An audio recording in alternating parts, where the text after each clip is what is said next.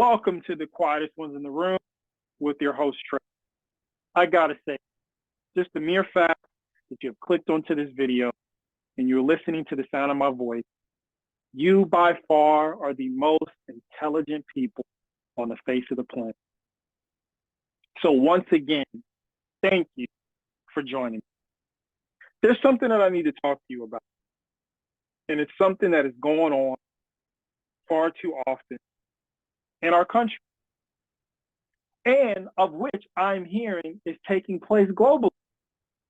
But I'm going to focus on the United States of America, and it's the reality of people being house poor that we really need to talk about.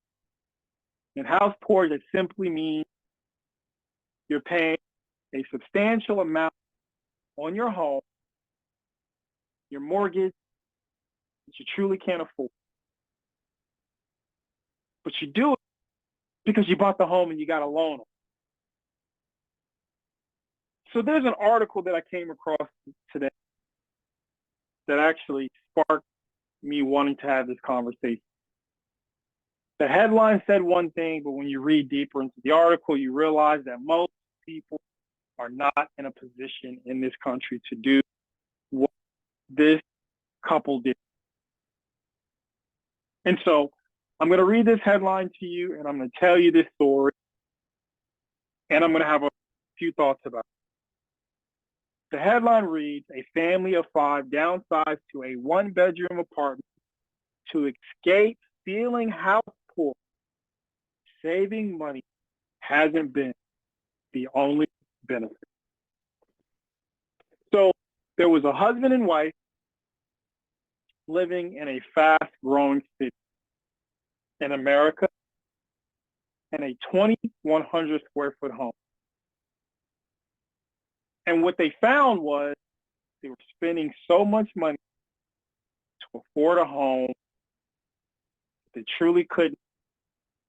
And on top of this, they didn't enjoy the community that they resided in. Now, this is a husband and wife with 3 children. And they said to themselves, what can we do to save money and get out of this rat race and live more affordable in this country? So they decided to move out. And this is where it gets interesting. And this is why I say many people in this country are not in a position to do what they did.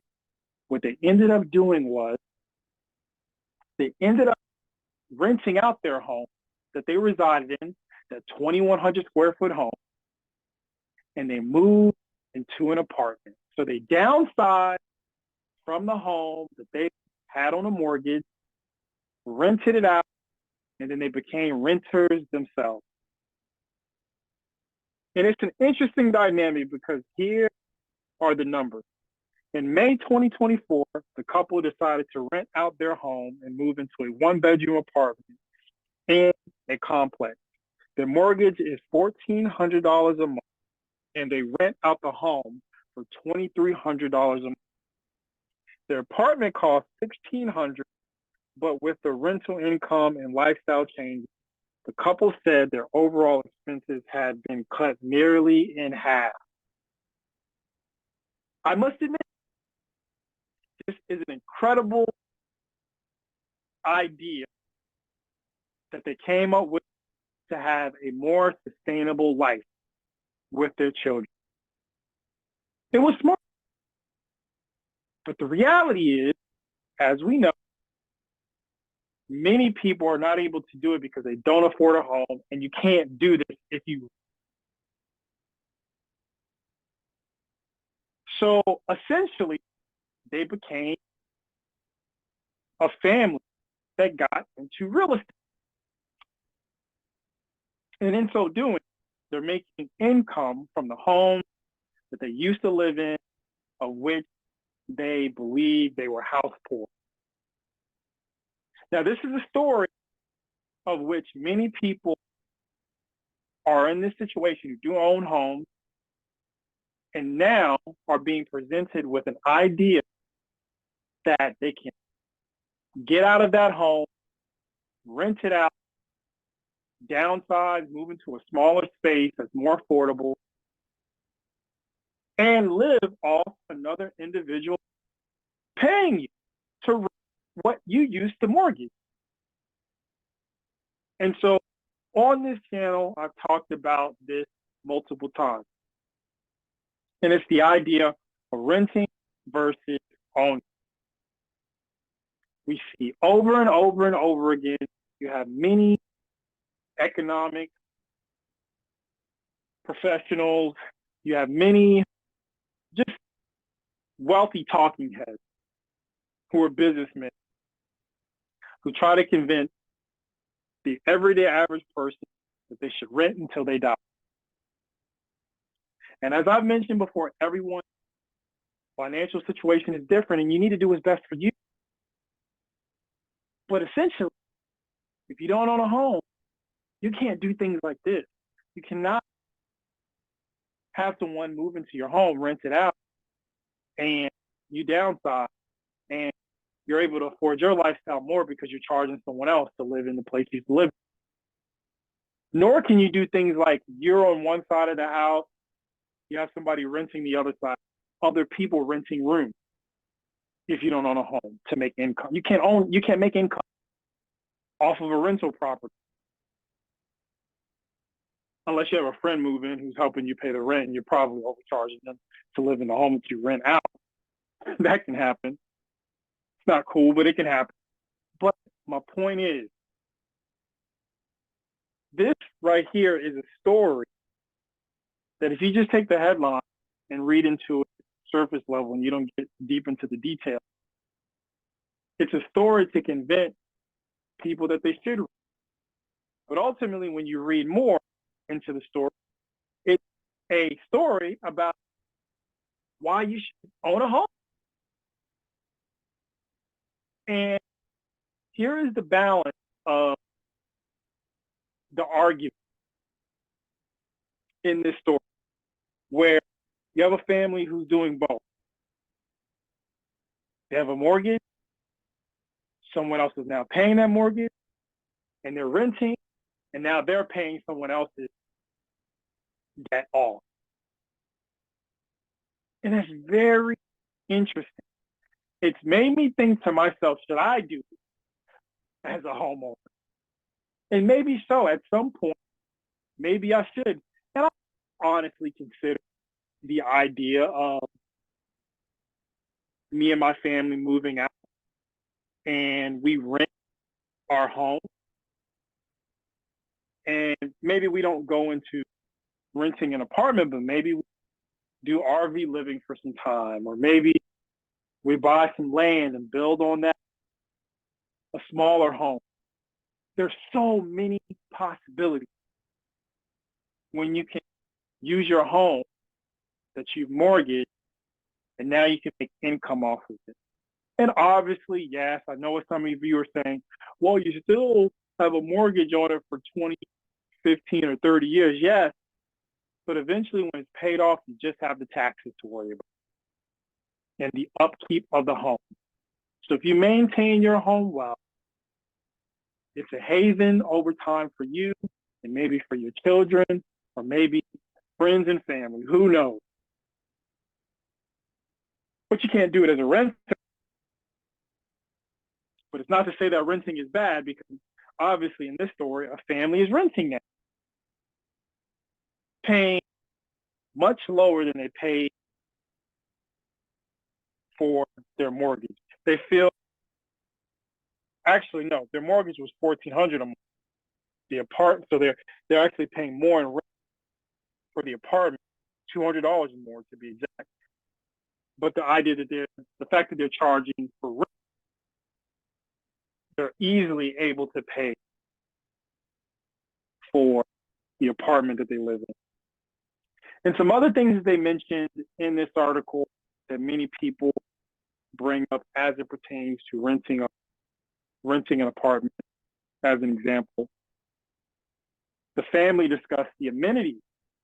So when you have children in particular, like they do, the apartment complex has a pool, there's a gym, there's movie night, it's really close to the grocery store. Sometimes with some of these apartment complexes, they're actually building on top of grocery stores. So there's far more convenience. There's a lot more children around for your kids to play with. There are a lot more people for you to engage with as an adult. So yeah, there are definitely some benefits to renting and living in an apartment or condo. But everyone's situation is different. But I wanted to bring this up to you because I thought, wow, what a great balance this family's figured out, what works for them. And I think that everyone should do that. I had someone comment recently on a video I did this, and they said they had just purchased some land and they built a 580 square home on this land. They bought a few acreages. They didn't mention how many actually. And I just thought to myself, and I mentioned to them, congratulations, because you figured out what works for you. Or someone who commented and said, hey, I've never owned a home, even though I had the financial means to do so. I've always rented.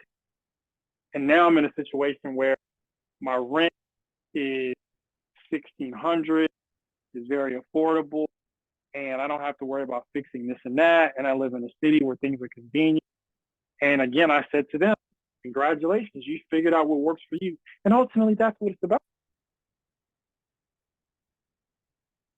But we got to go back to something else that I talk about, which is important to address always, which is the idea of a collapse in housing and renting. It's foolish. It's not happening. Things are going to become more expensive, and people need to figure out creative ways to navigate the price increases. You know, I think about how parents want to keep their kids out at the age of 18. Like, who does that anymore? Like, how is an 18-year-old supposed to afford these bills? The house, the car, the electric, the phone, the Netflix, Amazon. Like, how are they supposed to afford that? But what I'm seeing, many parents are allowing their kids to stay in the home in their late 20s and 30s because people can't afford the lifestyle. And a lot of times the kids are in the house contributing to bills because the parents need the help too. So people must do and will often do what works best for them. So just a thought that I want to bring to you. Please share your thoughts in the comment section. Would you have done the same with this family? Are you a forever renter? Are you looking to buy a home so you can get out of renting? Please share your thoughts in the comment section. Before I let you go, I want to say thank everyone who has listened to any of my videos on this channel. This is number 100. And it's all thanks to you that I continually post day to day. So I appreciate the engagement. I appreciate you taking time out of your busy, likely chaotic life just to give me a listen.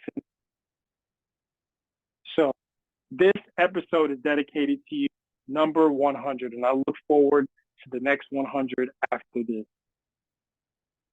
But as always, please like, share, and subscribe. And until next time.